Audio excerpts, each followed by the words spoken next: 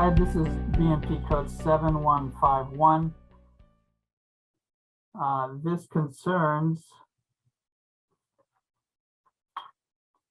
the residential solar energy system is now a home improvement. It's now under the definition of home improvement under 7151 and requires a home improvement contract, which is under 7159.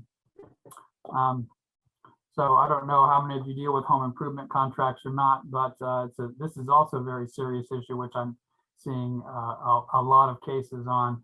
Lawyers love to grab onto failure to comply with the home improvement contract because, quite frankly, a lot of subcontractors, a lot of contractors do not. So this is just a great area for lawyers to get a hold of.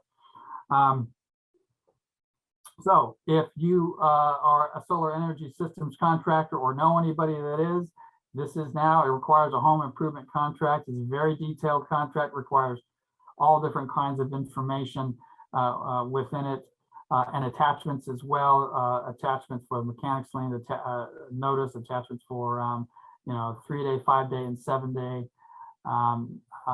period where the owner can come back and terminate the contract for any reason. And we have them. We have compliant HIC contracts, whether it's for solar energy and any other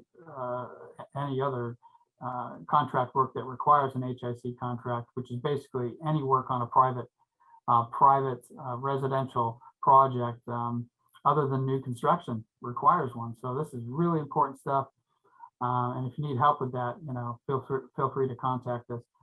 A home improvement salesperson must be registered with the contractor that they are representing. And any representation that's made must be in writing, whether it's a product or performance.